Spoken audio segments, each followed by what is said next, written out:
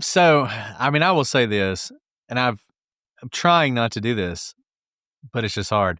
This case became very personal to me. You know, it affected me personally in a way that probably if I were, I mean, I don't know, you're a journalist, so you have a better feeling about this. And I don't know. I assume they teach this in journalism school, like how to avoid becoming personally affected by the things you cover, because I think that's really important, especially when you're trying to maintain objectivity. By the end of this case, though, you know, I knew the family. I had met them several times. You know, I was at Crime Con and walked into a room, and there they were sitting down. They called me over, and I sat down with them for like 30 minutes, and they talked about that day, and everybody cried. And it's just after that, how can you not care deeply about what happens? That's Brett Talley, the co-host of the Prosecutors Podcast. This is the Silver Linings Handbook Podcast. I'm Jason Blair.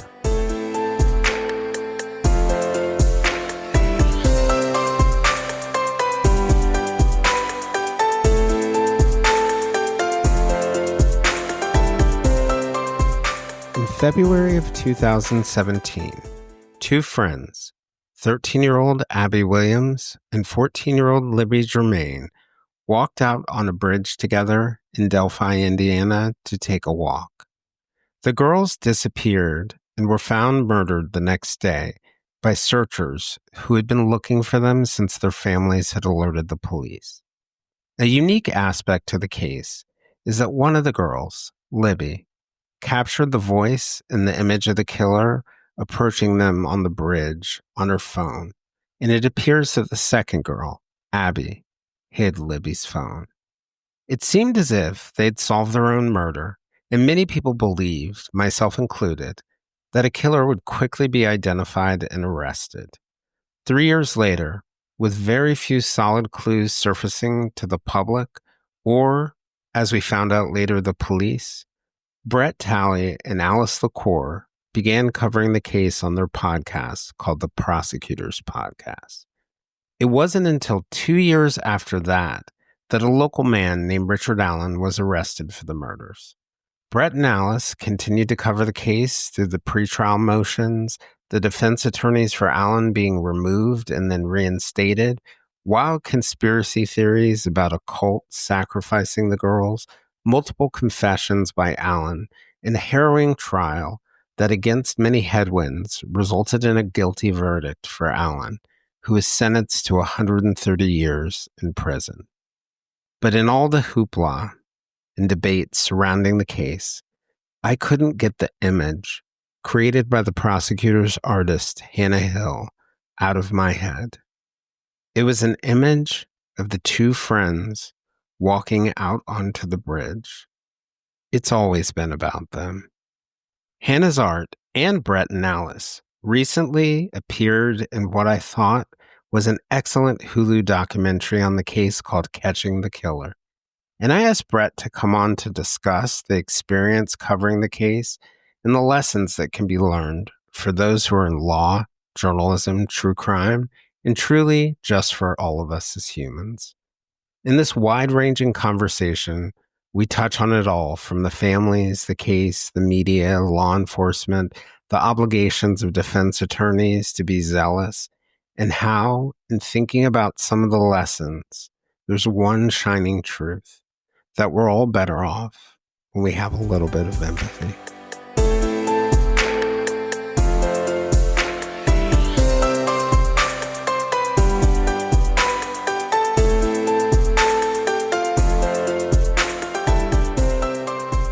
Hey, Brett, thanks for joining me for the umpteenth time. It is always great to have time to have a conversation with you about anything. So I appreciate you coming to talk to me about this case.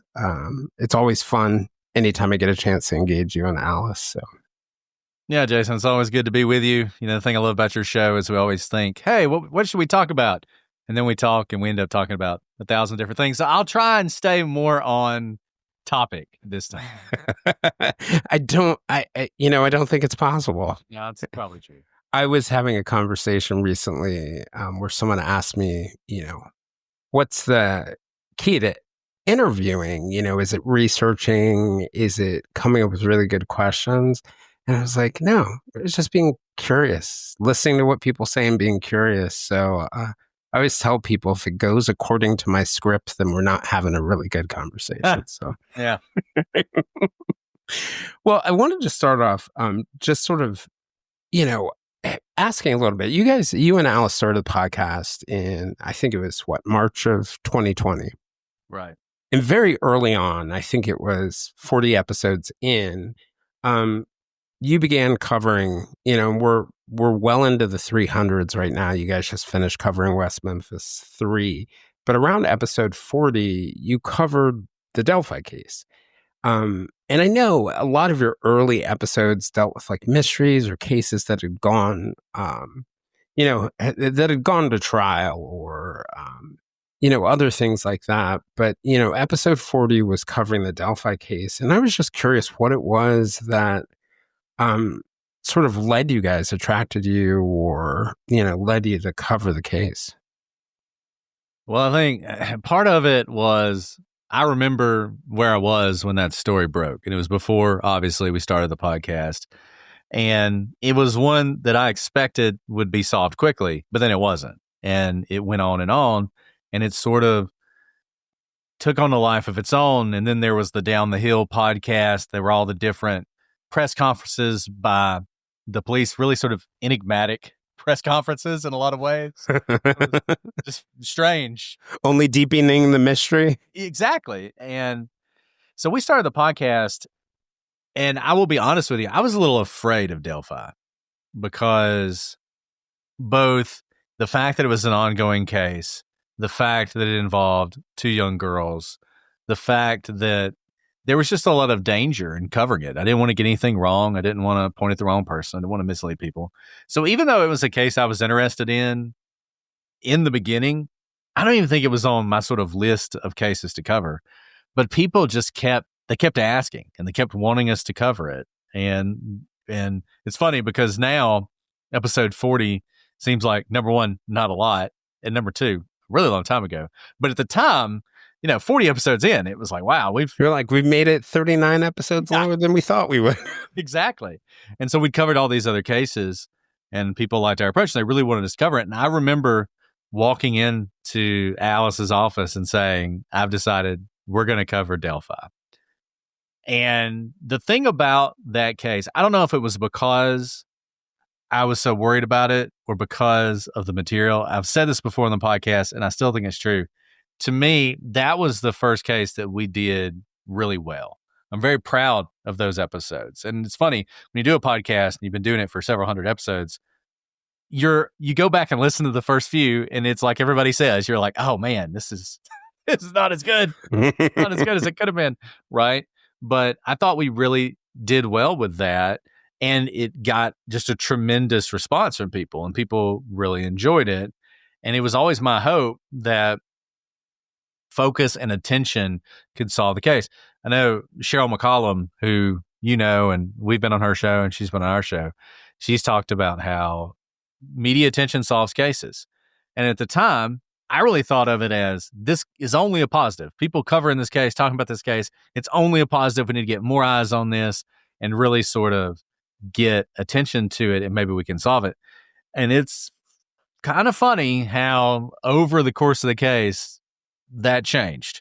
And there really was this sort of darkening of the coverage of the case that really turned pretty bleak at some point with the conspiracy theories and the finger pointing and just a lot of the bad behavior that went on both in the media sphere and also, I think, bled over into the trial. Right.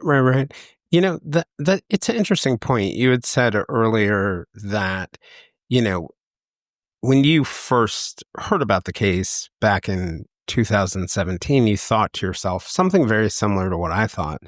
When I heard they had a picture, I don't know if I knew it was a video, they had the picture of the guy on the bridge. I was like, okay, this should take about 5 days or 10 days or something like that for them to have an arrest. And, with all that evidence, you would think that really the barrier to solving the case is just someone recognizing this person in the photo. So media attention, and I think in any traditional model, media attention would have been all a positive and good thing. And I remember very vividly, having listened to many of your episodes, it might be all of them by now, if you can believe that. It may possibly all of them. But I remember you and Alice made a sort of clarion call at the end of the last episode. And you made the point, someone out there knows something. And this is something I've heard you since say many times, but this is the first time I think I heard it on the podcast. But someone out there knows something. And that something, because I knew you guys had thought this is probably somebody who's local, that something is what's going to solve it. And I think over the course of the case, I think I had a very similar experience in the sense that there became a point in the case where the attention was having the opposite effect. Not only was it not necessarily helping solve the case, it was confusing things, and it was running the risk, at least in my mind, and I don't think this was a hyperbolic reaction on my part, but it was running the risk of actually tainting the jury pool and affecting the outcome in a negative way. No, I think you're right. I learned a lot from Delphi in a lot of different ways. I feel like I was very naive going into the whole podcasting world. And honestly, I kind of long for those days in some ways. It was a lot more fun in the early days when it just seemed like, oh, this is great. And we're all friends and we're all trying to cover cases and get to the truth. And wow, what a wonderful thing podcasting is. And the Delphi case, both for the reasons you're saying and other reasons, really changed my view of a lot of things. And I think you're right. Attention is a real double-edged sword. And we saw that here. And I think it was the fact that it wasn't solved quickly. So it should have been. It really should have been solved quickly. Not just because the police, they kind of had the tip. I mean, the tip that broke the case 5 years later, they had, 5 days later, right? It just got lost in the shuffle. And so it should have been solved quickly for that reason, but it also felt like it should have been solved quickly for the reason you're saying, because we have the voice, we have the image, we have the video. And it was like somebody's going to recognize the jacket or the walk or the voice. But there was just enough, I don't know what the word, vagueness, I don't know, fuzziness. Yeah. Blur. Right. Yeah, blur. There was just enough on every one of those aspects. The video wasn't great. The picture was from far away. It was blurry. The clothes were blurry. The voice had to be enhanced. And so you could really see whatever you wanted to in that video and in that person. And part of this was because the person who did this, Richard Allen, he made a very conscious decision. This was not an accident. He went out there to hunt people, whether to rape them or to murder them or to rape and murder them. Only he'll ever know. But he had intentionally dressed in layered clothes. He was wearing a cap. He was hunched over. So it actually made him really difficult to see, even if you saw him in person. And we saw that from one of the most confusing aspects of this case that still confuses people. The two sketches, are as different as they could be. And I think that just honestly a testament to the problem with eyewitnesses, right? The first sketch that was released apparently was the second sketch that was made. The second sketch that was released that looks like a much younger person was an earlier sketch, but even the police were like, I don't know about this. Though as the case bogged down, they released that first sketch. It just confused people because it was like, these have to be two different people. So are there two people involved in this case? What is going on here? And there were some theories like that, but I'll never forget, Brett, when I, toward the end of my reporting career, CCTV was becoming more common. And a very normal thing, there's a shooting or some kind of murder. We go out, we interview people, everybody would be describing the same person, the guy in the blue shirt, right? Mm-hmm. And he would look totally different. He would be 5'4" to someone and 5'10" to someone else. He would have a beard. He would not have a beard. And then we'd get the videotape. The cops would get the videotape, and we'd be like, doesn't look like any of the descriptions. No, it's true. And I tell people this all the time. It's just so funny because I was listening to a podcast on a case we're about to cover, the Barry Morphew case, Suzanne Morphew murder. And they were talking about how this is just a circumstantial case. You know, there's no eyewitnesses and all this other stuff. And it just amazes me that people still say things like that people still believe that eyewitnesses are the best evidence. It always blows my mind because we have seen again and again and again that people are just not great at describing someone really in any circumstance, because you would think if it were sort of a violent encounter that you would remember exactly what that person looked like. But we actually know that under stress, your brain is doing all sorts of other things and, moving resources to basically every area except memory. Right. So even if you're being attacked by someone, unless you really concentrate, which some people do. I mean, some people are like, absolutely, I'm going to be able to identify this person, and they tend to do a much better job. But just typically, that's not going to happen. And then obviously, the innocuous encounter, you're not even paying attention. Why would you remember it? I think about this every time I see someone just walking down the street. And I think to myself, if tomorrow I found out that there was a murder on this street, would I be able to tell anything about that person I just saw? And the answer is almost always no. And in particular, things like height, you will see people say, well, the witnesses said bridge guy was between, it's always some massive like 5'4" and 6'9" or something, but but typically a little bit taller. And Richard Allen, who was eventually convicted, isn't tall. And they're like, there you go. It's somebody who's taller. It's like, no, it's kind of like we talked to Julia Cowley of the Consult, and she's always talking about how people think of profiling as, I'm going to tell you exactly who did it. Here's who it is. Now you just got to go find someone who absolutely matches this profile. And she always says, no, it's really just a tool for potentially narrowing down your areas of focus. And then that hopefully helps you get to a group of people, one of whom will be the murderer, and then you can build the case with other evidence. And I feel like eyewitnesses are basically that. Maybe they sort of get you in the direction of who you're looking for. You're looking for a male, you're looking for a white male, maybe older, maybe younger, whatever, though even that can be mistaken. But when people really lock into this, I think that's where you start to run into problems. And we saw that with Delphi because you had all these different descriptions. Then you had the sketches, and people see what they want to see in the sketches. And then they're seeing in their neighborhood in Delphi, 90% of the people match the sketch. And so everyone's under suspicion. Right. And this case was just, I think because it was such a small town, just that aspect of it, which I think was reported early on. People talked about that. They don't talk about it as much now, just how it really destroyed that community because of all the distrust. They were interviewing the sheriff because the sheriff looked like the sketches. Right, he right. was a suspect. So, yeah. Wow. And right. And for it to be happening in a small community and potentially, I just think about, to your point about, eyewitness identification, and your point about going on a walk. I just went on a walk around my neighborhood, probably, I don't know, for 40 minutes. I probably passed, because I live in a multi-use complex, probably passed 100 people. I remember I saw one person. It's my neighbor, the guy who lives two doors down. If you asked me what he was wearing, I would have no idea. Absolutely no idea.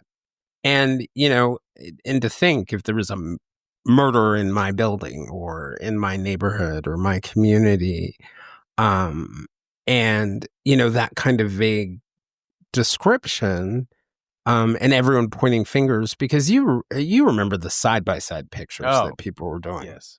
They were taking pictures of the bridge guy image, and they were putting up pictures, which is hilarious. I once looked at a bunch of those side by sides, and I was like, everyone's saying that but they all look different. Every one of these people, if you put their pictures beside each other, they look different. And I tend to think of eyewitnesses as, like maybe helpful for if you knew the person, or maybe helpful for what kind of behaviors the person had, like he ran down that alley or whatever it is.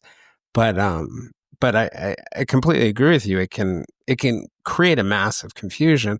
But I think about things like podcasting and newspapers and television stations and media, that part of what we can do when we do it really well is we can sort those things out, sort of like separate, fact from myth.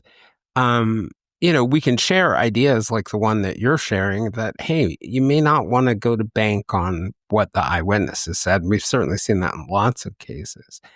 But I feel like in Delphi, something along the way went very wrong. And I still, you said you learned a lot of lessons. I'm still, I think for me, a little baffled about how it took that turn and why it took that turn.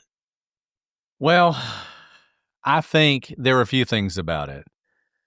And I often compare Delphi to the Idaho case, because in the Idaho case, I think one thing that happened, so 2017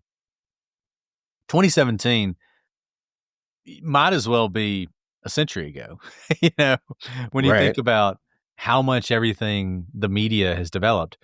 Serial came out in what, 2014, 2015? Yep, 2014. Sort of started the podcast boom. Then you have these podcasters starting. YouTube's out there, but it's still sort of figuring out what it wants to be. What is YouTube, right? Like for a long time, it was just America's funniest home videos. You could just get it without watching the television show, and it started developing more into this sort of true crime thing. You started seeing more of that. And when Delphi happened, I feel like it was just on the cusp of that, first of all. So it was a very early case that people started paying attention to. Then it wasn't solved for a while. And you know how it is. The longer it takes, the more this mystery grows, and the more people start to think, if this were a normal crime, if this were simple and straightforward, we would have solved it by now. There must be more to it. So they're primed to believe there's more to it, number one. Number two, they start to develop their own suspects, and they start to believe that the person they think did it. And the longer it goes, the more they believe that. Now, compare this to Bryan Kohberger. Now, Bryan Kohberger, he's pled guilty. He's admitted to what he did, that he murdered the 4 college students in Idaho. And he was caught in a month. Did it take about a month? I don't know exactly how long. About a month. I think it was December. Yeah. And the murder happened in November. He was caught in December. In that short period of time, it was like, you see how things have accelerated. People were already doing all those things. They had decided it's the Uber driver. Right. Hoodie guy. Yeah, exactly. It's the person who delivered the food. It's the ex-boyfriend, right? And they start building these whole narratives about it. And they start finding, quote unquote, evidence to support it. That all got cut off because Bryan Kohberger was arrested.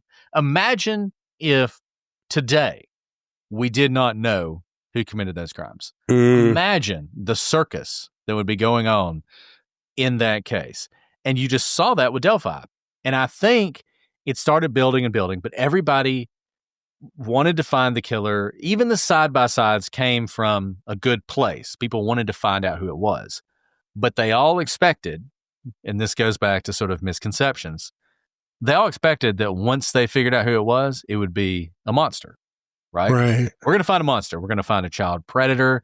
We're going to find somebody with a long criminal history. We're going to find somebody that when we look at them, they don't even have a soul in their eyes, right? That's what we're going to find. And instead, you find a family man who works at CVS, who has no criminal history. I tell people that in all of the interviews, when I visited prison to interview somebody who had been convicted of murder, even people who admitted to their crimes, I have yet to meet one where I saw a monster, and frankly, all of them were relatively likable. I mean, I think one of the misconceptions people have is that if, my neighbor or someone else murdered someone, they would somehow stand out. And that's like a self-protective, I think, thing that we do.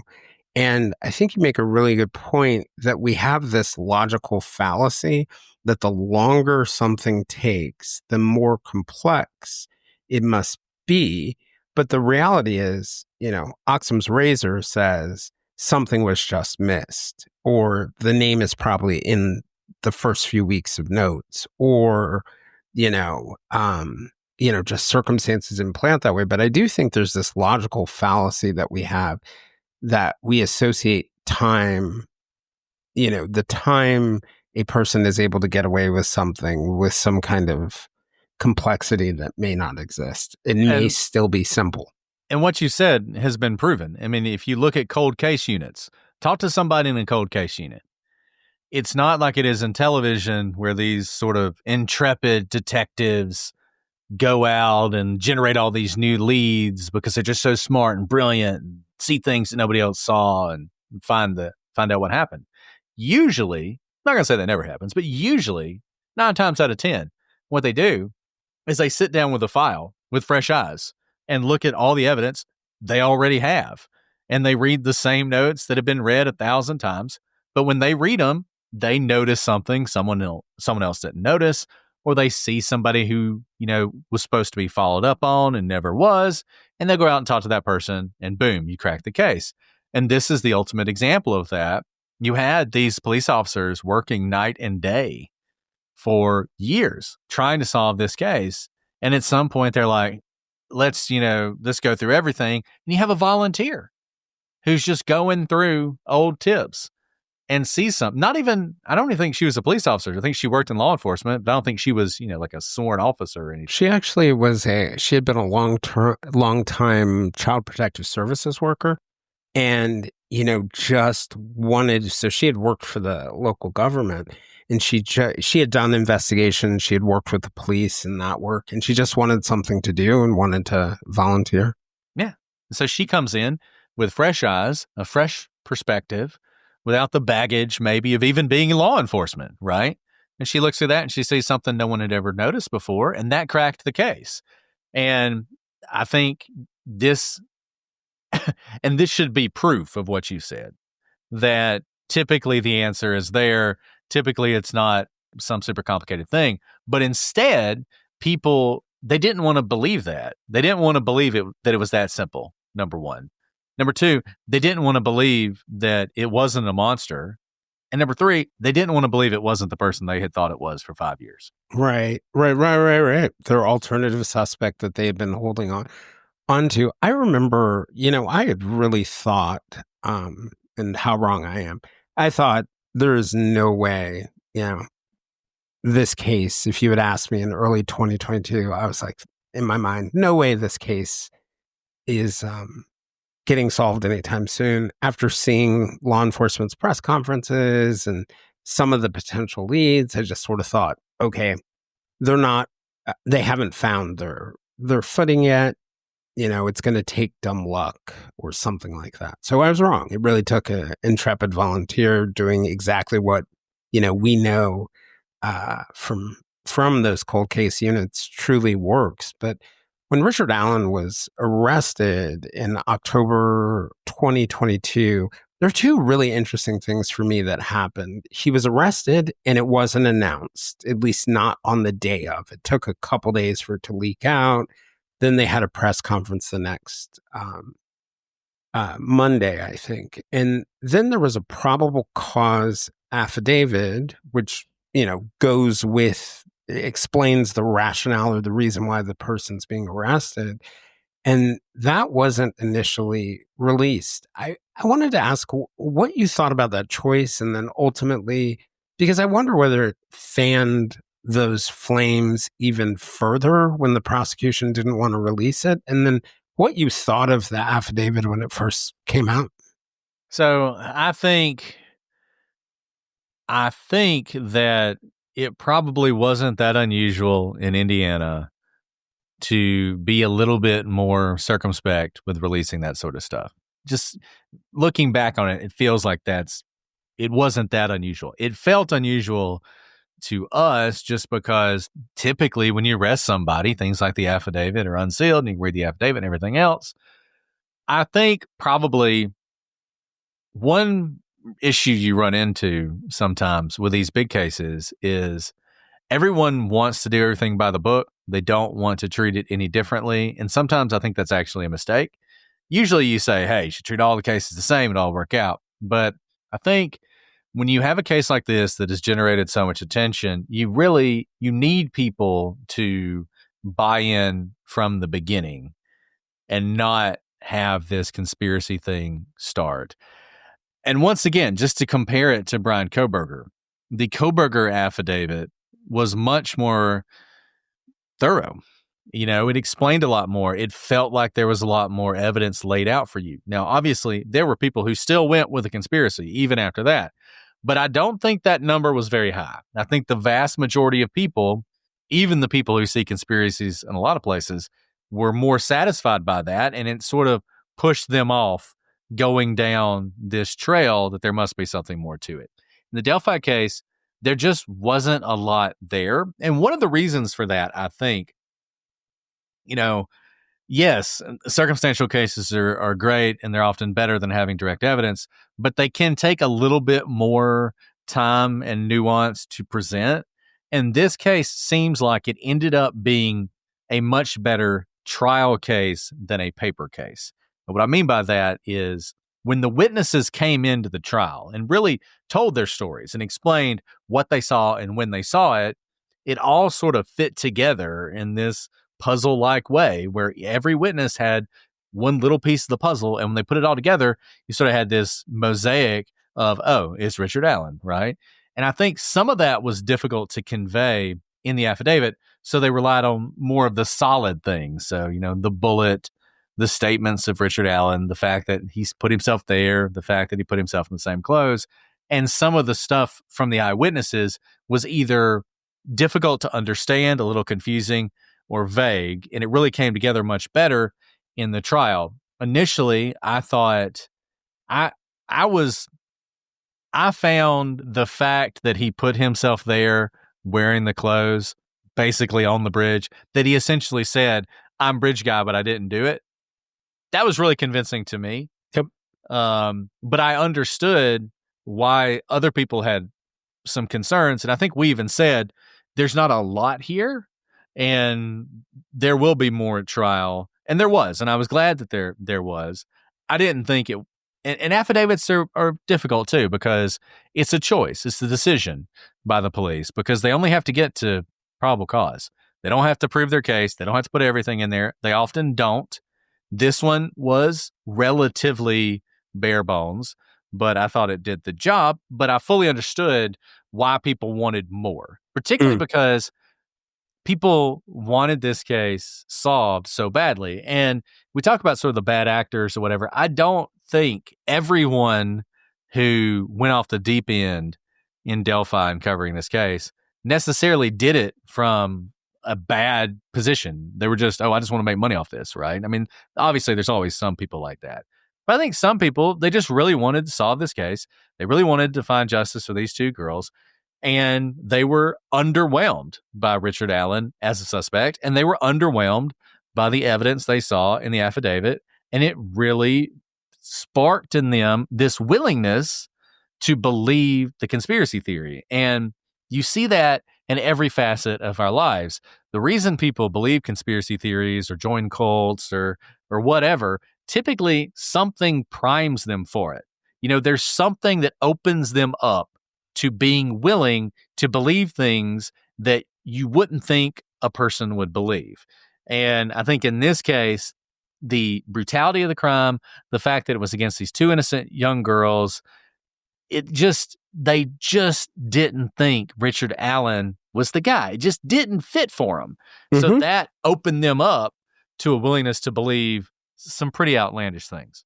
Yeah. And, in retrospect, having listened to the trial now, I tend to think about the probable cause affidavit. It was written very quickly for a very complex circumstantial case. when you heard the witnesses and you heard the more concise version of the prosecutor's argument, it made sense. Like, there are no other men on the bridge. This guy puts himself in the clothes. Everybody describes seeing a guy who looks like this. It ended up being one of the most solid things, but I think it would have required like a really, really well-written affidavit to get that across. They were also doing it on a very accelerated timeline because they had just found out about the guy. And I think probably to your point, prosecutors in most cases are used to writing to an audience of one, their judge that's going to sign off of it. They're not often, I think, thinking, I need to somehow write a document for two audiences, one being the public too. And, I think, they probably learned the hard way on this one. But I certainly see how it can happen, if that makes sense. No, it does. And that goes to what I was saying earlier about they approached this case, I think, probably like any case. They kind of went by the book. They wrote the same affidavit they would have written for any case, because in their minds, the purpose of the document is to secure an arrest warrant. We talk about this sometimes on our show, that you really have to think about when you read a document, what is the purpose? Because that's going to shade how you interpret it, what biases you see in it. Is this a document that's trying to make an argument? Is it descriptive? Is it normative? Like all that stuff. And I think everyone expected to read a novel explaining this mystery that they had wondered about for years, and it wasn't there. And and a lot of their questions weren't answered. And that left them confused and really just started to get angry. And you saw that the sort of anger would grow over. It seemed like they were being secretive and they weren't releasing everything. They weren't giving many details. And as the case moved on, things that would be normal in any other case, the protective order. You have a case where a man is accused of killing two girls. He's starting to sort of exhibit some suicidal tendencies. There's concern about whether he'll be a target in the jails. The local jail is just not equipped to handle him, especially over a long period of time. And people don't understand this. I mean, I've never been arrested, but if you've been arrested in a small town and you've ended up in a small town jail, what you know is it is a terrible place. And I have defendants all the time who want us to hurry up so they can go to prison. They want to please get me to the federal prison. Exactly. Right? Get me back. Sometimes we have to grab them and pull them for something, and they're like, let's accelerate this. I'll waive everything just to get back to prison because I don't want to be in the county jail. And we have a relatively large one. So there's a protective order that moves him to a prison, and people just didn't understand that. And they were already primed to think there was something treacherous going on here. And so they're like, how can a man who hasn't been convicted be in prison? As if there's any difference. How can he be kept in isolation? As if he wouldn't have been kept in isolation if he were in jail. How can he be stripped of all these things he should have had, which was part of the suicide protocol, right? So yeah, no, I mean, and I'm right there with you. I've visited a lot of jails, a lot of prisons, prisons in my reporting work. But when, in working in mental health, a lot of jails related to clients, throw me in a prison any day. I'd rather be in Supermax in Florence than my local jail. 100%. And speaking of another thing along those lines that kind of ties into that, there was a protective order that sent him to the state prison. I forget which one it was initially, but one state prison, and then he went to another, and his lawyers were saying he should be in the jail. There was also the gag order. And I think that kind of helped fan things as well. If and when, I'm not even going to say if, when Alice makes it to the Supreme Court, my one favor is for her to lead the charge to make gag orders unconstitutional. But that said, I think the gag order itself created this weird dynamic where there was no one who was responsible. And by responsible, I mean people who were going to follow the gag order were your more responsible people, the ones who were going to follow to the no one could correct misconceptions, whether it was about his protective order or the case or the proceedings. And I think that also complicated it and fed those flames. And gag orders are, in my view, a relic of the past that needs to go away. And I think, frankly, you should deal with problems with leaking information or whatever, prosecutors talking too much on an individual basis. I mean, hold them accountable for what they do. If they go overboard, if they're leaking information to a podcast or something to influence a case, then punish them.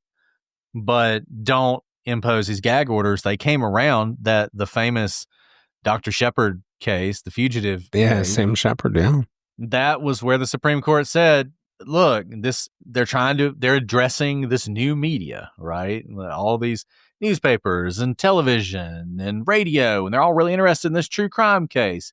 And it's created such a buzz that this man can't get a fair trial. So we're going to allow gag orders to take care of that. And it'll work because they're gatekeepers. NBC News, the New York Times, the Washington Post, they're not going to violate a gag order. They're not going to step out of line because they're, an institution. And institutions tend to follow the rules. Well, it's not like that anymore. Yeah. Now, you've got the Wild West with all the media, and what you have instead is the tainting of the jury pool because of all this misinformation that can't be corrected. And the gag order just makes that worse. And I don't see how it's fair to defendants, to the state. And that's the other thing. Trial's supposed to be fair for everybody. I mean, we tend to focus on the rights of the accused, of course, but it goes both ways. And we also don't want to taint the jury pool for the state either. And I think, number one, gag orders are way overused because judges are trying to respond to this, but they're just doing it in the absolute wrong way. They're fueling the fire, but it would be like trying to put a fire out with gasoline. It's not going to work. It's only going to make it worse. And you definitely saw that in this case. Yeah. And one of the interesting things about this case, too, for me was that, the defense was able to sort of, I think, at the very least, use their motions in court to serve as press releases. They were very adept at recognizing they were speaking to a creator audience, a listener audience, to the public as well as to the court. And I think they were actually better at communicating a message to the public than they were the court itself. But there's that risk of tainting the jury pool. So I flipped it in my head and imagine the opposite situation where it's the prosecutor who's sort of leaking through their motions or quietly talking to creators in the background. I think we would all say, whoa, whoa, whoa, you were trampling on a defendant's rights in that situation. No, we would. And look, I don't think you can hold defense attorneys to the same standard as prosecutors because it's different, right? The burdens are different. Due process concerns are different. But I do think it doesn't mean, and this is where it's complicated. Defense attorneys have ethical obligations as well. And yes, their primary goal is to have their client be acquitted, right? I mean, that's their ultimate goal. But you wouldn't say they can't kill witnesses, right? They can't suborn perjury. They can't do all this. They can't bribe people. They can't. There's an ethical framework. Exactly. Right. Yeah. They can't strike jurors on the basis of race. That goes both ways. Prosecutors can't do it. Defense attorneys can't do it either. And while I'm not saying... Did you see the Tellis case, Robert Tellis case? He's the one who was charged in Arizona with killing the journalist. His defense attorneys would not get up to question him when he took the stand, and they made him testify by narrative. And I thought to myself, well, that's a very ethical defense attorney because they probably believe he's lying, and they're not going to suborn it. Yeah. Yeah, absolutely. And so, yeah, I mean, I think it's something that's worth considering. And as far as the press release goes, if you've seen the Hulu documentary that came out recently, capturing their killer, there's a moment where Brad Rosie, who's one of the defense attorneys, said, I don't know if he meant to do this, but he admits that. They're talking about the quote-unquote Frank's motion, which was really the Odinism press release that said that the murder of the girls was really a cultish sacrifice of the girls as part of a pagan ritual. In it, at some point he says... A white supremacist pagan ritual that killed 2 young white girls. Exactly. Right. At some point he says, well, maybe that wasn't the best way to convince a judge. And it's like, yeah, exactly. And if that's what you were trying to do, if you were trying to convince a judge, which is typically what you're doing in motions to a judge, you wouldn't have written it that way. But you wrote it the way you did because the entire purpose was, as a press release, to test the waters, to get the Odinist theory out there, to start inflaming people, to get them to start talking about it, to get the rumors going, so that the first time you walked into that courtroom wasn't the first time you mentioned it. Those jurors all would have, even if they didn't know much about the case, they would have known a little bit, right? They would have they would have heard of this whole Odinism thing before. So it wouldn't be as shocking. You step up there for your opening statement and say, my client didn't murder the girls. They were killed in this, as you said, white supremacist pagan ritual sacrifice in the middle of the woods. That sounds absurd. So instead, they wrote a 100-page document, more than a 100-page document, where they lay out this entire theory in the guise of a motion asking for a motion to suppress, essentially, a search, which had nothing to do with Odinism. And yeah. You're really priming people, in a way. You're priming them for something. And the way I took Brad Rosie's comment in the Hulu documentary, which I thought was very, very good, actually, I was surprised by how good and balanced I thought it was and all the different perspectives. I took it as, we've recognized we went a little too far, that we actually harmed ourselves with court by issuing this press release. Yeah. No, I think that's true. And we talk about this sometimes, and oftentimes older prosecutors will tell younger prosecutors, the only thing you have in court is your reputation for honesty and trustworthiness. And once you lose that, it makes your job so much more difficult. Because judges don't trust you. They're really, you can't make proffers because why would we believe anything you say? And that did happen in that case. There was some real hostility by the end between the judge and the defense attorneys, because I think the judge thought correctly the defense attorneys were playing really fast and loose with just the whole process and the way it's supposed to go and the way they were trying the case and the way they were directing so much to the public. Even I'm not going to accuse the defense attorneys of purposely leaking those photos, the crime scene photos that were leaked during the case of the girls. But I have wondered, and I will guarantee the trial judge wondered because of everything else that was going on. She wondered whether they did that on purpose. If that had been the only thing that happened, if they had been straightforward and, doing the best they could for their client, but been very sort of buttoned up and respectful and everything else, I don't think she would have reacted the way she did. I mean, she actually tried to remove them from the case because of it. But I think she saw in that it was part of a pattern of things by them that I don't think was beneficial for their client. And I think their focus on really an outlandish idea prevented them from preparing to try a case that needed to be tried based on we're going to try and show there's reasonable doubt here. And that can be successful. I mean, I think people would be surprised how successful that can be. And you see that in cases where jurors will come back and they'll say not guilty and they'll be interviewed afterwards and they'll say, look, could have been, even probably was, but we just couldn't get to beyond a reasonable doubt. I don't know if they could have gotten there in this case, but that would have been their chance to succeed there was so much greater than some of the other approaches they took. Even the people who are familiar with this case out there have heard of Kagan Klein. When you have a guy who is a child predator who goes to prison for distribution of child pornography, who was speaking to the girls, catfishing the girls over Instagram at the time they were killed. To me, go full in on that. put all your Right. resources to try and develop enough evidence there to present him as an alternative to the jury. And they just never even really tried to do that.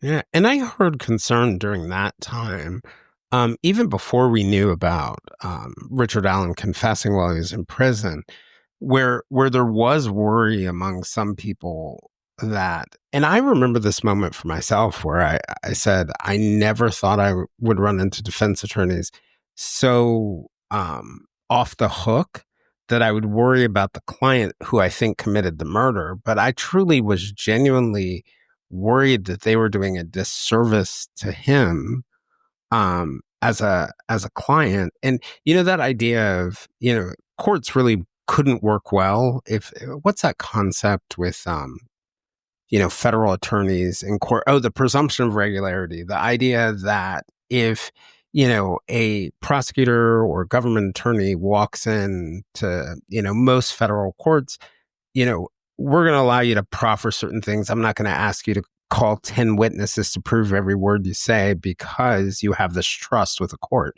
And I think there's a similar thing that probably happens with defense attorneys and civil attorneys, where you build a relationship and a reputation.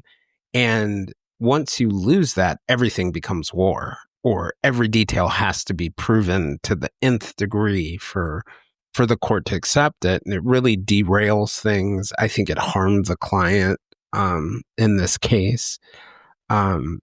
Which actually makes me think of another thing that I thought with the defense that sort of, I think, alarmed me or concerned me in this case, was that when Richard Allen started confessing and information about those confessions started making it into the filings, I got the feeling that he had gone through a moment that we often see when people go to prison or they have a heavy charge hanging over them, where they turn to religion or spirituality and they want redemption, right? They want to find something good they can do. And it certainly seemed like the good thing that he thought he could do was confess and not put people through the trial. And so, there's one part of me that legally says, okay, they may have tactically done a disservice. But then there's another part of me that spiritually sort of says, wow, man, this guy had an opportunity after doing so much bad to do something good. And in this moment was lost. I agree with you 100% on that. I have thought that before. I don't think I've ever verbalized it the way you just did and put it together. And I tried to explain this, and I wish I'd said it the way you did at the time, because he could have pled guilty. And I remember talking about that on Twitter, and somebody was like, well, if he pleads guilty, he waives all his appellate rights. So why would he do that? What does he gain? And yeah, that is one perspective. There is the legal perspective. And I think his attorneys had an obligation when he very clearly wanted to plead guilty. You'll never convince me that when he was doing all that and talking about apologizing to the girls' families, that he didn't want to walk into one of those courtrooms and say, I plead guilty. He 100% wanted to do that. I'll always believe that. His attorneys had an obligation to say, okay, I hear what you're saying. Let me explain to you the consequences. If you plead guilty, we waive all our appellate issues, blah, blah, blah, right? He should do that. A judge would have explained the same thing to him when he was trying to plead guilty, because that's part of it. It's part of the plea colloquy, is explaining the consequences. But I also think that, and I've seen this in several cases, that attorneys do have an obligation to honor the wishes of their client. And I thought in this case, because it is more than just, this isn't just some sort of mechanical functioning thing. We're just going through the motions. This is human drama, right? I mean, this is people's lives. It goes beyond just the justice system. And I think his attorneys had a responsibility, if he wanted to plead guilty, to facilitate that for him. And instead, I think his attorneys and his family basically banded together to stop him from being able to plead guilty until they got him to a point where he did not want to do it anymore. I think they waited till that window closed and they moved on. Yeah. And I think, we're in a legal drama, and it's really easy to forget as we're focused on the laws that there are actually greater things that are bigger than not going to jail. And I don't know, you could call it a soul, you could call it all sorts of different things. I was talking to a business owner, and I really love all the different attorneys that I've worked with and in my work. And they were asking me, how do you choose your attorneys? And I say, I want the most competent attorney I can possibly get who shares my values. So I know at the end of the day, they're going to tell me this insane thing, let's say you want to admit to, or this insane thing that you want to do. Here are the consequences of it. Here's why we advise against it from a legal perspective. But ultimately, hey, Jason, here's the way to get what you want or do what you want, and stay true to what you value or what's meaningful to you. And I think that's an important aspect of it. Now, I know they have the obligation to give all the warnings, but I do think as humans, there should be moments where we recognize that there are bigger things than the thing in front of us related to our particular field. Does that make sense to you? No, it does. And let me give you a concrete example that comes up a lot more often than this. So one thing defense attorneys will run into a lot is an incompetent client, or a client that they can argue is incompetent. And a lot of times you'll have somebody who is committing crimes, they're being found incompetent, and they're being released back into the street. They're not given any kind of treatment or anything like that. And you can look over their history and see that maybe they're getting more violent, maybe they're starting to do more self-destructive behavior, but they haven't gotten to a point where they are, quote unquote, dangerous enough to be involuntarily committed. And you run into this sometimes, and I have run into this sometimes with defense attorneys where I'm like, look, if your client gets out again, they're either going to kill somebody or they're going to kill themselves. And then they're either going to be dead or they're going to be spending the rest of their life in prison. Like, that's where we're at. And you have to decide, how do you want to go about this? Like, do you really want to make this claim? And sometimes I've even moved to have a guardian ad litem appointed, because the defense attorney is doing the right thing by their defendant as far as the law goes. Like, if I can defeat this case by having them declared incompetent to stand trial and get the case dismissed, well, then my client's better off. But a guardian ad litem might say, no. Actually, what's better is to have them committed to the custody of the Bureau of Prisons and treated until some point, right? And it's this tension, because there's more to it than just the legal perspective. And a lot of defense attorneys see that, and they have to balance that. It's a difficult thing to do, because you really have to think about both your client as a person and as a defendant. And I feel like in this case, for whatever reason, whether it was just because they were so focused on winning the case for him, or if there were other things going on in the background that were more personal to them, his defense attorneys just treated him as a client we are going to try and win for, and did not take into account maybe some of the more human elements that I think would have been appropriate. Right. Was there ever a moment in all of that pretrial, those pretrial motions and hearings, where you started to doubt his guilt yourself? I never doubted his guilt, really, from the affidavit. I mean, the only doubt I've ever had was, it is still, I know coincidences happen. I know they do. People love to say there are no coincidences, but there are, and you see it. But it was just so hard for me to believe that Kagan Klein didn't have anything to do with this. It was just so hard for me to believe that the girls were being catfished by a child predator who apparently knew they were going to be on the bridge that day, and then a separate, unrelated child predator murdered them. So, there's a wild one, if you want to add another layer to that. There was another documentary that wasn't released on, I forget who was doing the documentary, but eventually got released on YouTube, and it was a reported one. And there was a third one who had contacted them. And, I think I really struggle with that as well. The idea that maybe was somebody else involved, but I know what the stats say about that. Probably a lone killer, you know, were they somehow connected to each other? But I think what really, you mentioned Julia before, what really pushed me over the edge on that. She was like, go look up the statistics about, you know, how often teenagers encounter child predators, and I fell over. Yeah, I mean, that's the terrifying thing. Yeah. Is it probably Yeah. was a coincidence. It probably absolutely was, because that's the way the world is these days. And we always say we're not trying to terrify people, but you should be terrified. Yes. Because if you have kids, it's just getting worse and worse. And so that was the only thing, though. Even knowing that, that always stuck in the back of my head. But even that, Richard Allen was involved. Right. He's the one who murdered the girls. Maybe he had some connection to Kegan Kline that's never been fully explored or whatever. And I think the police kept an open mind about this. I think the police were always willing, if evidence was developed, to go down that road.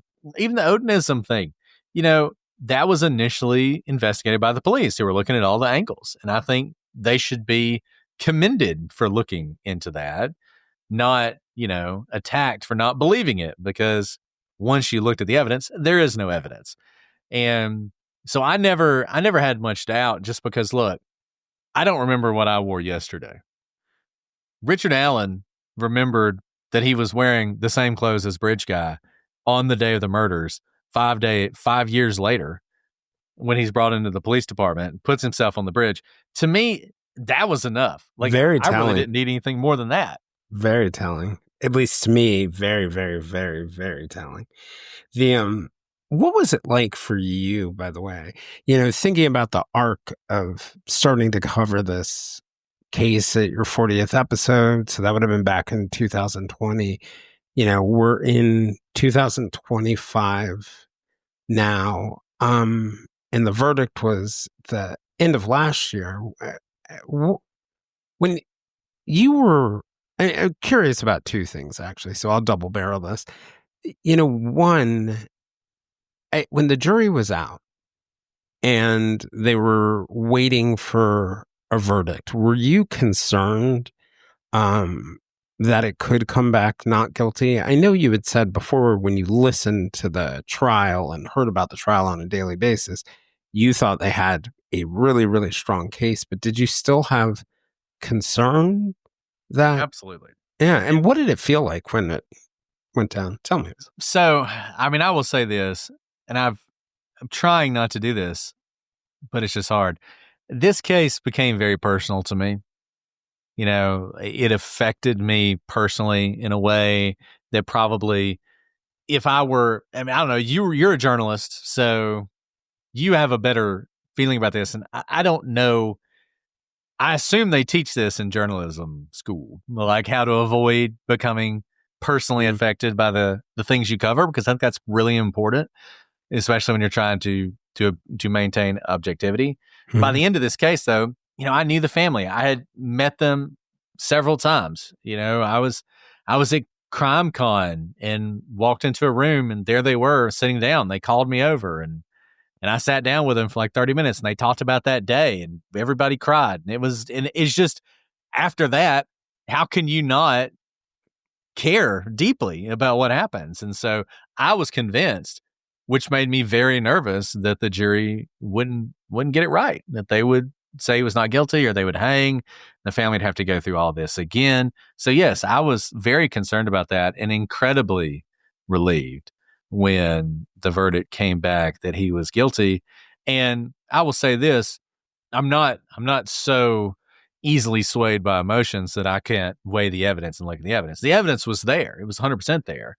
But as Alice and I have talked about on the podcast, the jury system is not scientific, and it is not mechanical, because that's not the way it should be. It's a human endeavor, and every person is different, and every person's personal view of what reasonable doubt is different. Reasonable doubt is in some ways an objective standard. It is explained objectively to the jurors, but the objective standard is naturally subjective, because it is the same level of certainty that you would have in making the most important decisions in your life.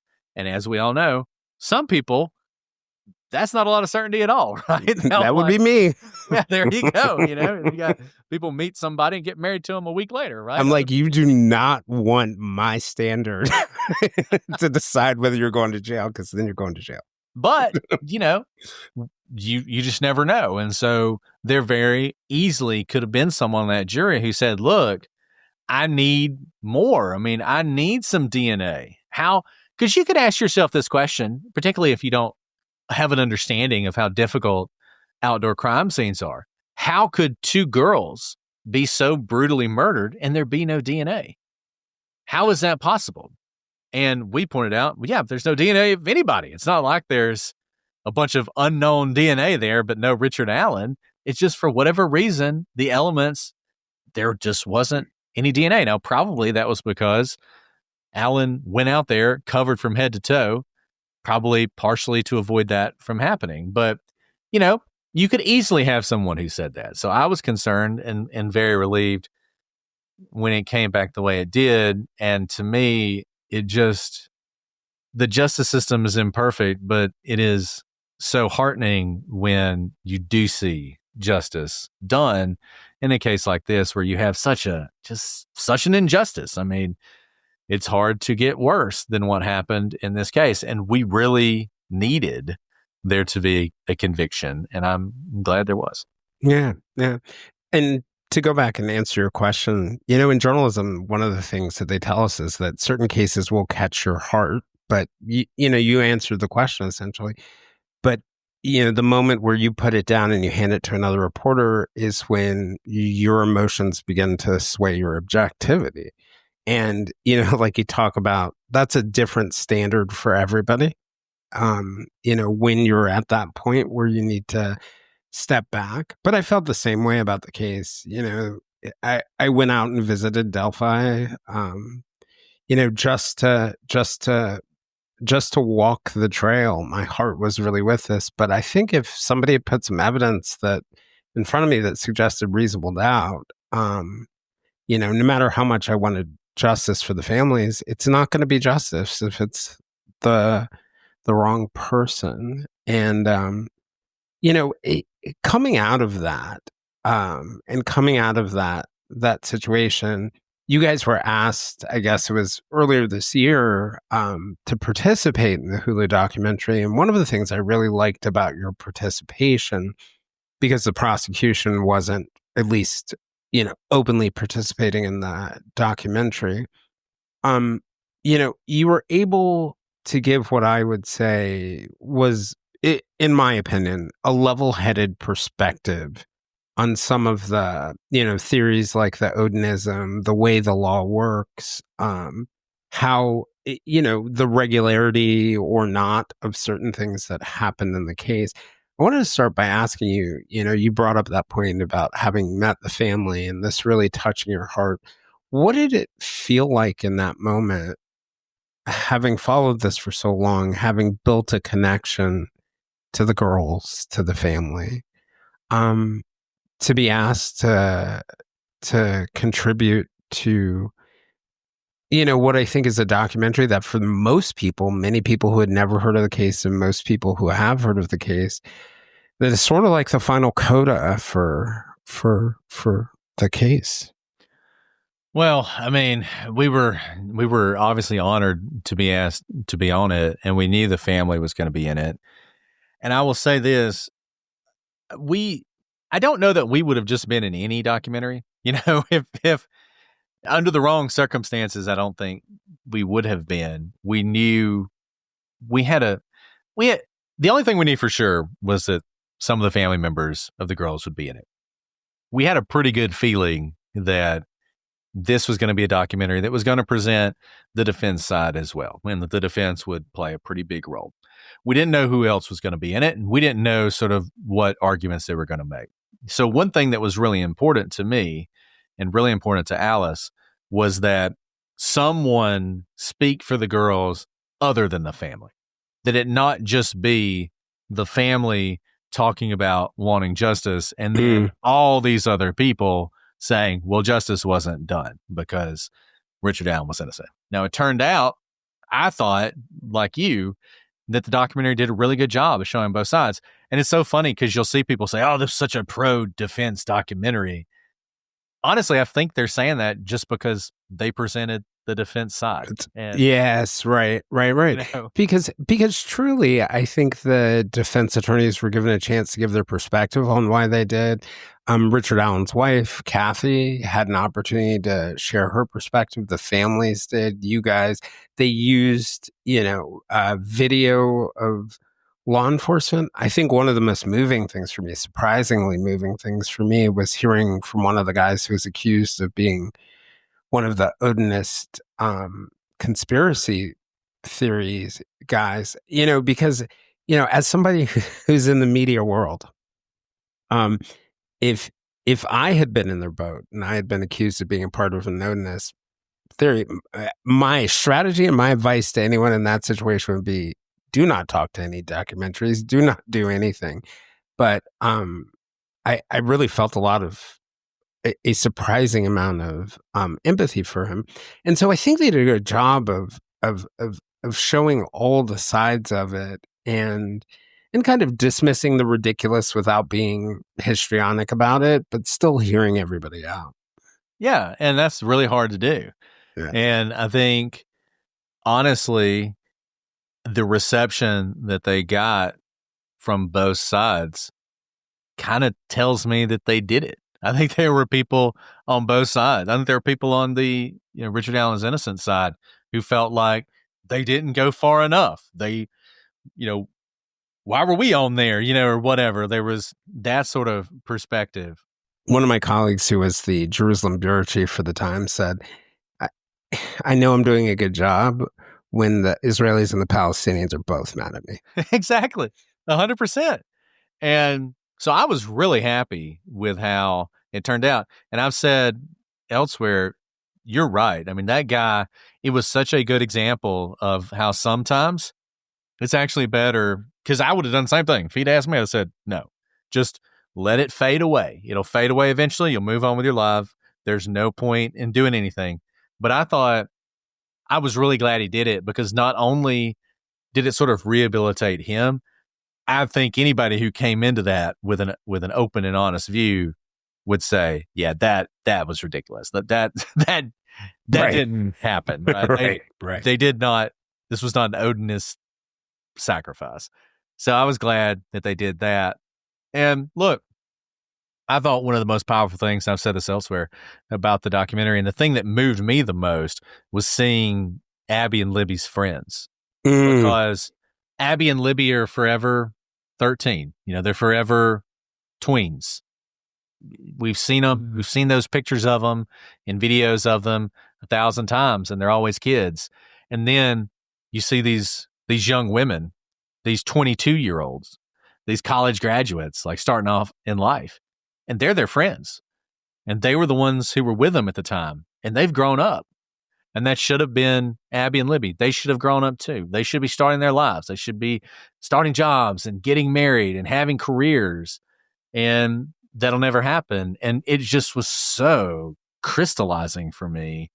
More even, listening to their family talk about them was devastating, really emotional, really got to me. But there was something about seeing those girls grown up. That they were supposed to be these grown girls. Yeah. Exactly. And when I think about Abby and Libby, probably the thing that actually literally comes into my mind the most is the podcast image art that you and Alice used from your artist, Hannah Hill, of the two girls, and you can see this warmth walking out onto the bridge on this day. And that image is stuck in my head. And I know they used it in the documentary, but I had a very similar feeling when I heard the friends talk, that Abby and Libby are always going to be that image, but they were supposed to grow into this, and there was supposed to be so much more than that in that moment. And I felt like we kind of got robbed, if that makes sense. Oh yeah, they all got robbed. The world was robbed of them and everything they would have offered, and was robbed by someone who, we were talking to Kevin and Anya from the Murder Sheet last night, and they were talking about their book that they wrote, and Anya was talking about how they had more of an impact in their lives than Richard Allen did. Right. They accomplished more in their lives than he did. And I want to say something about Hannah, because Hannah Hill, who's our artist, the talent she has, and I've talked about how I've been enlightened in so many ways by Delphi, and that image, we give her no direction. She does art for every one of our episodes. We give her no direction whatsoever. It would have been so easy for her to do a piece that was sensational or shocking, or, the kind of thing you would see in a YouTube thumbnail that's meant to draw your attention and get several million views, to focus on the killer, to focus on that moment in the video, to focus on the fear that the girls must have felt. Like, you could have done any number of things with that, but instead she focused on the friendship. And that's what that image was about, was those two girls being friends, being on that bridge together in their friendship and their love for each other. And that's what she captured. And I think it is an amazing piece of art. And I was really glad that the documentarians recognized that, because they didn't have to use that. They could have used anything, but they saw the same thing and included it in the documentary. And I thought that was a great honor for Hannah and a real testament to her talent and her skill. Yeah, she's a great storyteller. And, I think the story she tells in that art is the reason why so many people gravitated to that case. It was because of that friendship and who they were. And yeah, and you're right. You could have gone in a lot of different directions. And I can almost look at, your point about Hannah's art as a sort of metaphor, for, what I think we should really try to keep our focus on in cases like this. They're so layered and so complicated. And we've talked about all these different things, the way law enforcement handles things, the obligations of the defense attorneys, the complexities of the trial. But I do think we need to keep, I hate to use the word centered, because I think that's the wrong way to put it. But I think we need to always keep the victims in our mind, if that makes sense. No, and I think it is a challenge. And we talk a lot, and you and I have talked about, and we've talked about with Julia, and we talked about ethics and podcasting and all this stuff. And there is a sort of easy sort of, what's the word I'm looking for?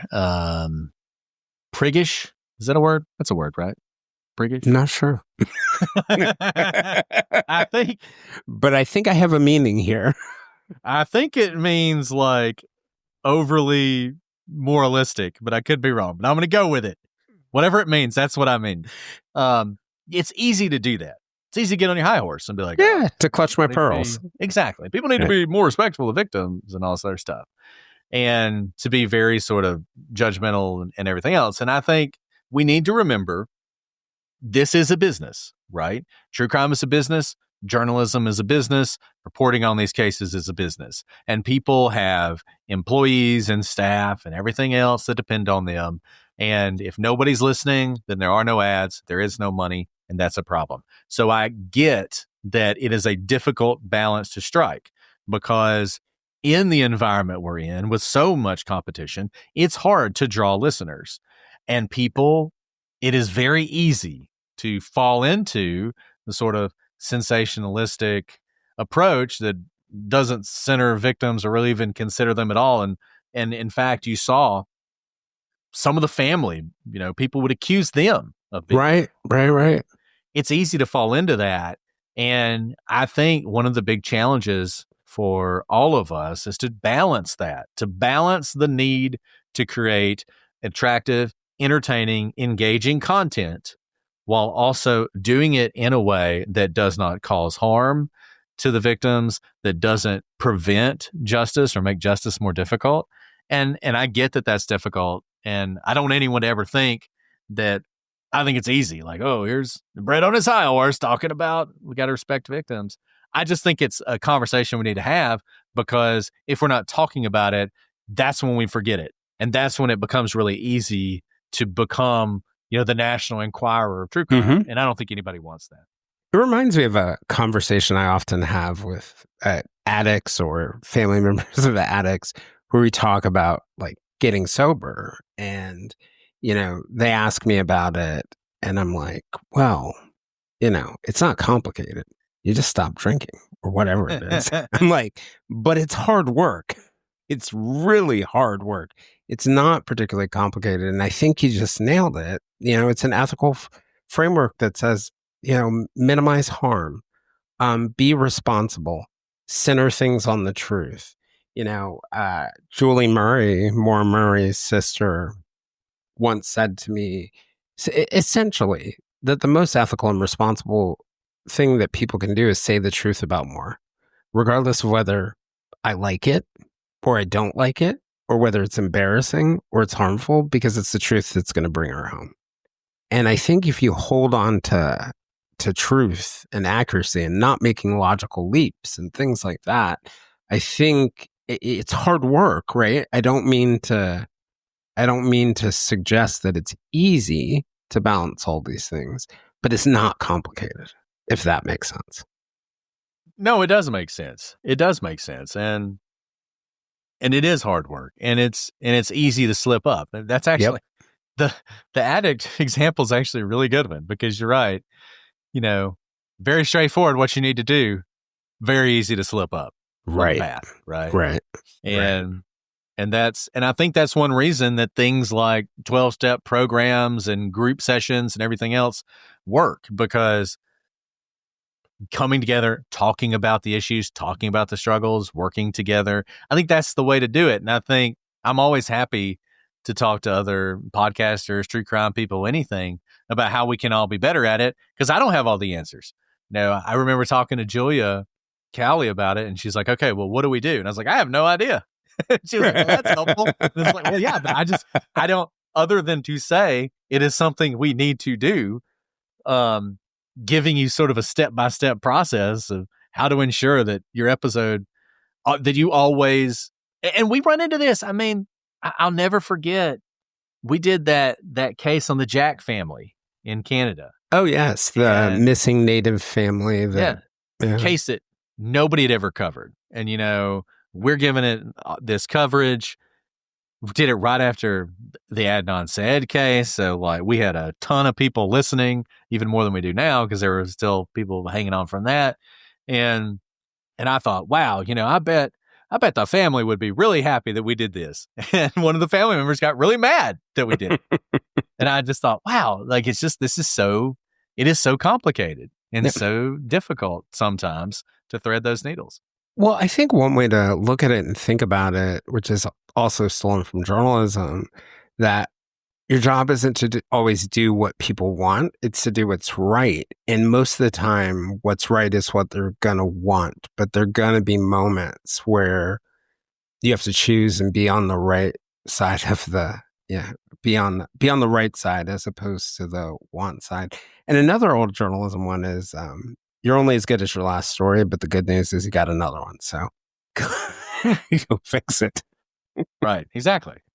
And it's true. I mean, that is so right. That is so right. And that would be great if even people who slipped into sort of the more sensational stuff on Delphi, learn from it. That's fine. Because you're right. There's going to be another case. There's always going to be another case. Yep. And and like you said, I think that, none of us are ever going to be perfect. We're never going to make the right call every time. And I think so much of this, even the debate about creators sort of doing things that are sensational tends to focus on the money aspect of it. I think there are lots of different motives, and we shouldn't presume. But I don't think we should. I definitely don't think we should presume that people can't learn from their experiences if we give them space and let them, and we're able to have those kinds of conversations. Which kind of brings me to something I wanted to ask you. And thinking about it as lawyers, thinking about it as a podcaster, somebody who's involved in the criminal justice system, as a dad, what do you think we can learn from this case? Well, I think one thing we can learn from this case, and one thing we've mentioned at various times in our coverage, if you're in law enforcement and you have one of these cases, never give up, because this case felt unsolvable for a long time. I was with you. Before we got an arrest, I wondered if we ever would have one. I really did.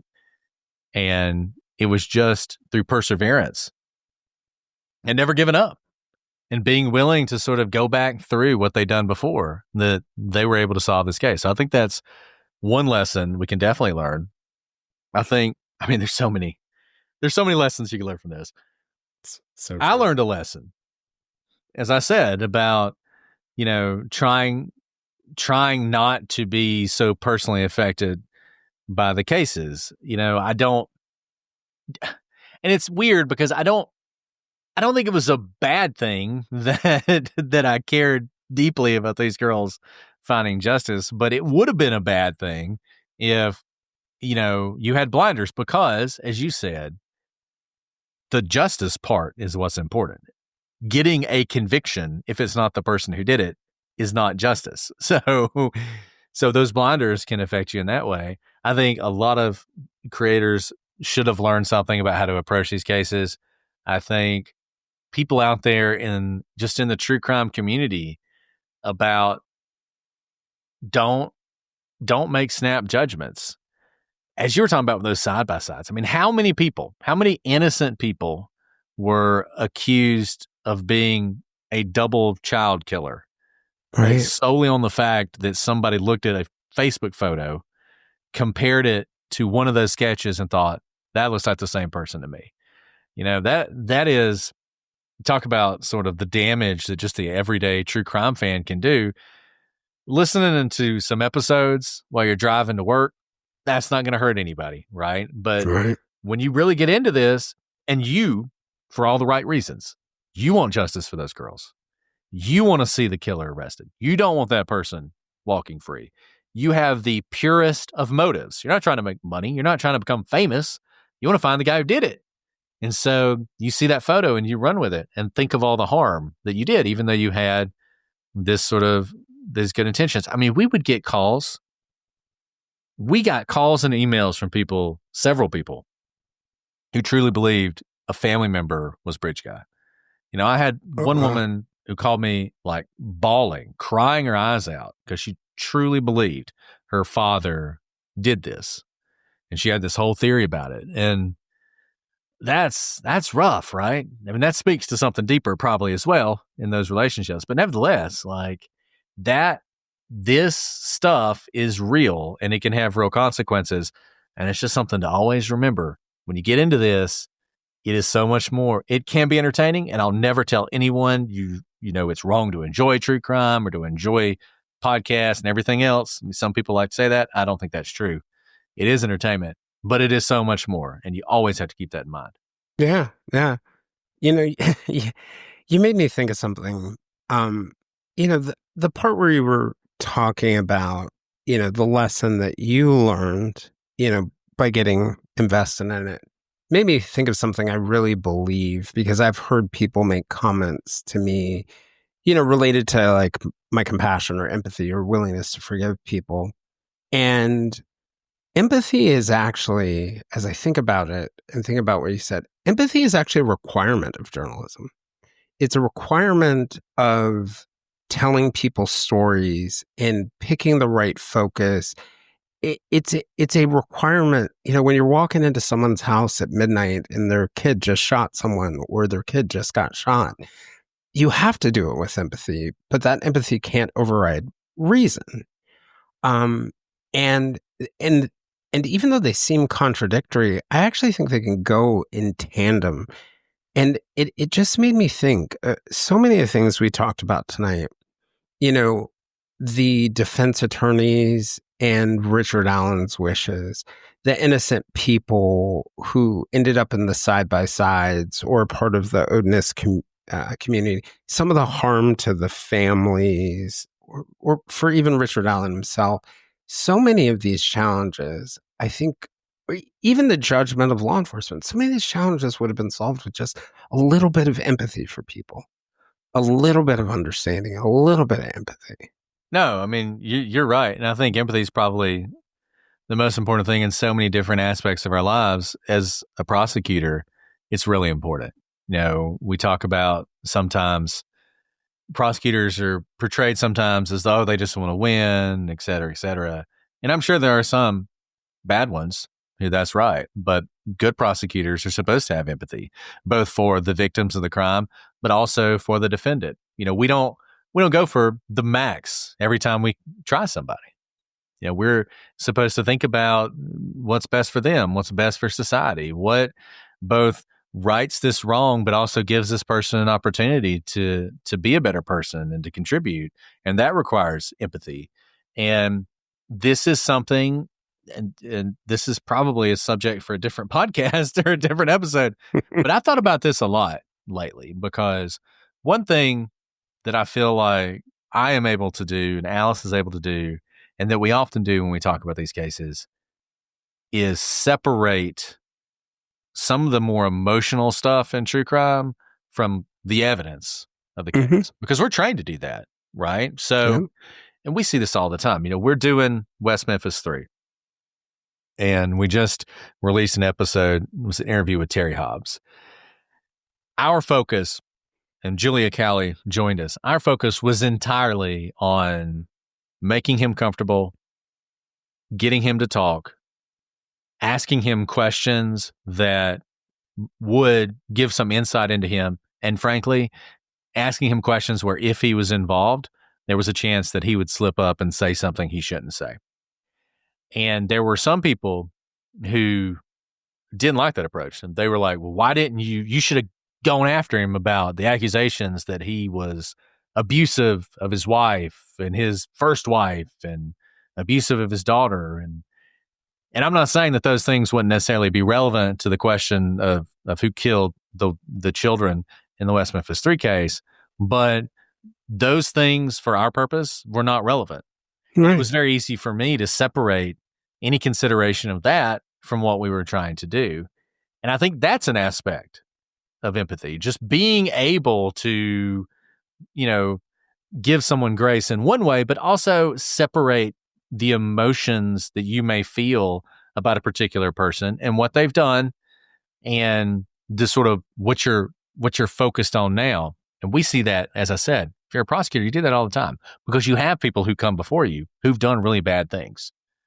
But like you were saying, people would be shocked how often you talk to someone who's done really bad things, and they, in the moment when, they're not committing crimes or doing something horrible, they're just ordinary people. Yeah. They may even be likable. Yeah. I one of our, Jessica Cash, our, a fellow podcaster and researcher, and I were having a conversation recently about Richard Allen. And I said, as horrible as what he did was, he is just another one of God's children to me. And, he's done something terrible. He should pay for it. But he's also, a human. And it doesn't mean instantly you get forgiveness or any of those things. But I think when you approach people from a position of their humanity, you're more likely, to not only sleep better at night, but you're more likely to get the truth. Because, I think it can be really rare in this work for someone to be approached with their humanity. And I've seen that in several of the interviews you guys have done and the work on West Memphis 3. And I would agree with you on the Terry Hobbs interview. You treated him like any other human. And I think it resulted in, just my impression, and I don't know how you feel about it, but my impression was that it resulted in him being very open with you all and very spontaneous in his responses. And I think some of that does really come from empathy. I think you're onto something there. And I'll just say, I know you probably want to get me to shut up, but one of the Never. best examples of this, and I think an example that we can all learn from, because it's hard to imagine anyone who's been in a worse situation, is the Leo Schofield case.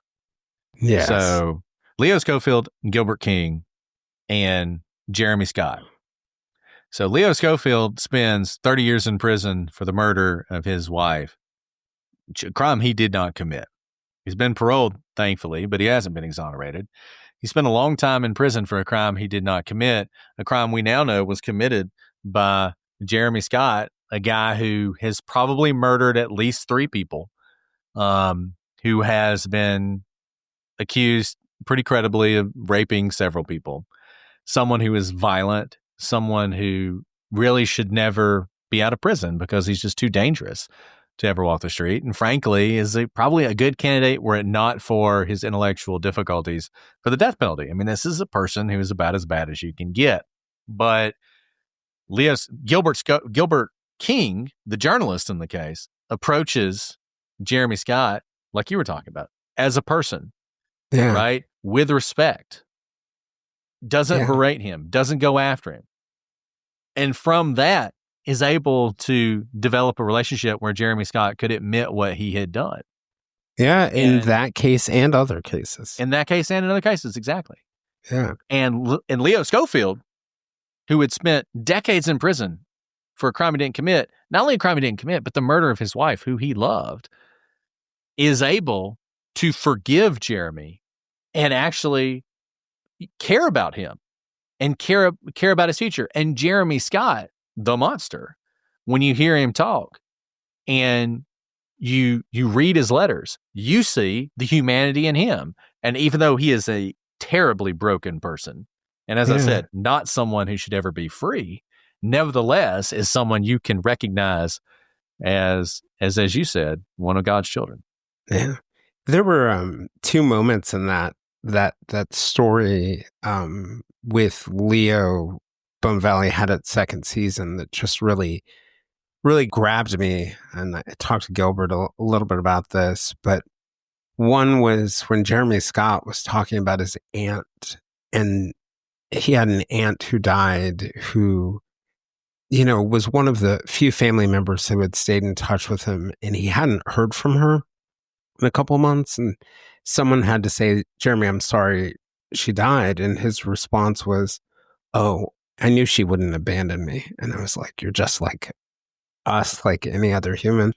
But another moment in it was when a bunch of Leo's friends friends from prison, got transferred to Jeremy's, I don't know if you know this story, but got transferred to Jeremy's prison. Jeremy was very, very nervous because he knew they were friends of Leo's, and they invited him into a prayer circle. And they said, we've been praying for you for years. Leo has asked us to pray for you for years. Something Jeremy didn't know, something that's there. And, being able to show that level of grace, it's kind of amazing, grace to a man who killed your wife and grace to a man who's responsible for you going to prison for it. It's a good example for all of us, I think. Yeah. And as I said, it's one of those where if Leo can do it, we should be able to do it, because yes, absolutely. Hard to compare our struggles, right? Yes. I'm like, the person who stole my lunch today, I'm having a hard time forgiving them. Nah. It's, yeah. And I think, for what it's worth, I really do think you approach the Delphi case with like empathy and understanding. I'm sure there were unbelievably frustrating moments at different points. And that's one of the things that I really loved about the documentary. It really helped me understand a lot of perspectives, and it helped me, I think, it's interesting. I was saying to someone after watching it, and I really thought you guys did a great job on it.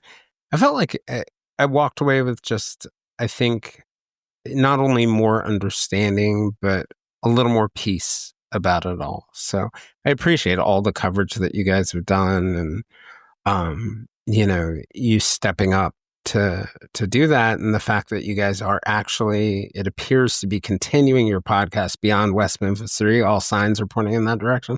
Yeah. At the very least, I need you to come on in October. Oh, absolutely. For our annual Oktoberfest. Julia and I are going to do Brian Koberger. So, wow. I know. That's talk about horror. Right. Yes, real life nightmares. Anyway, Brett, thank you so much. I really appreciate it as always. And, just keep on doing the good work. I really, and you know this from the bottom of my heart, that I think it brings tremendous value. And I know it's not always easy, and I know there are hard moments, but, I think it brings good in the world in lots of ways that I've seen. So. Well, thank you. I appreciate that. And, I appreciate you. You're a good friend, and you do great work here. And I hope that we can be doing this for many years in the future. Many years to come. Thanks for joining this conversation with me and Brett. If you'd like to join us for more discussions with me and other listeners, we can be found on most social media platforms, including a listener-run Facebook group called the Silver Linings Fireside Chat. For deeper conversations with our guests and live conversations with other listeners and ad-free episodes, you can join us on our Patreon at www.patreon.com/The Silver Linings Handbook. I'm Jason Blair, and this is the Silver Linings Handbook podcast. We'll see you guys all again soon.